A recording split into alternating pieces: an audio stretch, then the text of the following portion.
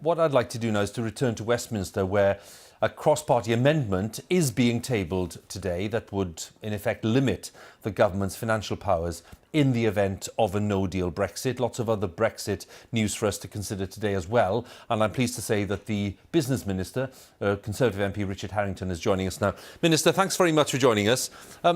Just to start on this amendment that Nicky Morgan, one of your colleagues, and Yvette Cooper of Labour are putting forward, how concerned are you about the potential impact of it? Well, I'm not very concerned about this amendment, Hugh, because I think this is the kind of thing that, were it passed, the government can get around. But I am concerned about the most important thing, which is that the deal that the Prime Minister is putting forward is passed next week, because that's critically important and it's the most important decision that people in that chamber will have to make in their political lifetime. Well, your view on that is clear, and indeed the Prime Minister has been very clear about the importance of it from her point of view. But give us your honest assessment of the state of opinion on your own benches, because until now, everyone's telling us that those votes aren't there for the Prime Minister. Well, I must say, Hugh, logically and rationally, from what people have said before Christmas, your assessment is correct. However, you know, they once said, Dr. Johnson once said, when a man knows when he's going to be executed, it certainly concentrates the mind. Well, it's enough time for talking now. That vote is coming next week. And from the point of view of the Brexiteers, this is their only chance to get Brexit. That is to support the Prime Minister's deal and get it through. And then what they want at the end of March will happen. Otherwise, anything could happen. As the Prime Minister said in her interview with Andrew Marr on Sunday, I think she referred to it as uncharted waters. But in the end, Parliament will decide. The government will be, one way or the other, mandated by Parliament, because that in the end is what happens in a parliamentary democracy. There's no majority, quite obviously, for a crash out or hard Brexit. Again, some of it's just polls and some of it's talking to people, but I see no majority for that at all. The people that want to crash out are a minority of a minority, and I believe that's true of the population generally.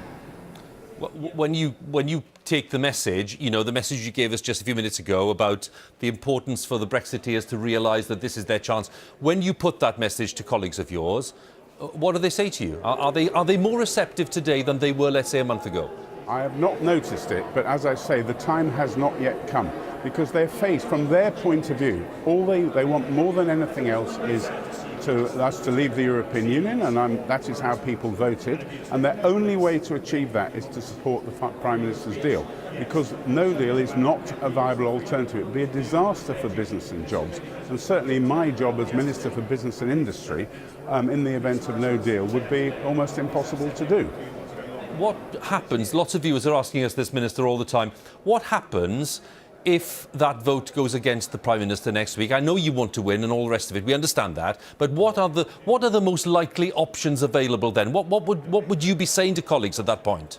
Well, if I would be saying to colleagues, I would be saying that at that stage the Prime Minister should rule out a no deal, and then look at what alternatives, what she can get a parliamentary consensus for. But it may be, and I sincerely hope it is, that a combination of people accepting this reality, that this is their only chance for a Brexit, combined with some changes and improvements that she'll get from Brussels for the backstop, I do hope that that will be enough for you. These suggestions today, Minister, that British and EU officials might be talking in Brussels about potentially extending Article 50 and all the rest of it, and you as Business Minister, you're right at the heart of all of this debate.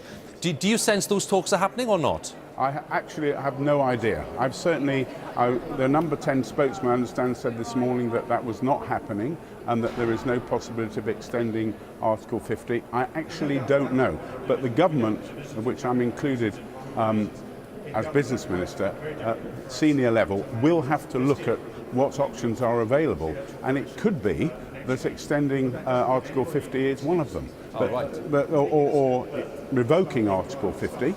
That would be to say we're going to have another crack at it. But I can't speculate on that because I don't know what will happen. But what I do know is there's no parliamentary majority at all for crashing out. And myself, and I know quite a few other ministers, will not countenance to be part of it. We want to do our duty to those people that voted to leave. We want to be able to deliver that, as the Prime Minister has said many times. But we can't do that unconditionally, and we can't do that at the price of chaos for people's jobs and the economies in our constituencies and in the country as a whole. But you're quite clear that extending Article 50 would be a credible option in some circumstances. Well, it may be. As I say, I don't know. It's not in my area to look at. But they will have to look at what alternatives are available in the event that the deal is defeated. I actually think there may be another vote or maybe a vote after that. But eventually, parliamentarians, particularly those who want us to leave the European Union, which is a substantial chunk of people, particularly on the Conservative benches, they've got to realise that this is their way to do it. And for those people on the opposition benches who are opposing the Prime Minister's deal purely for political reasons, I'd ask them to look at themselves, look at their hearts, look at their brains and look at their constituents and see what they would want it. Because they may have voted for Brexit, but not unconditionally, and not to have chaos at our borders, chaos for jobs and chaos for the economy. Richard, we'll see what happens, but it's good to talk to you. Thank you very much. Great pleasure. Thank you. Business Minister there, Richard Harrington. Our thanks to him for joining us today and for answering those questions, giving us a real sense, really, of how he thinks things are going in the Commons right now.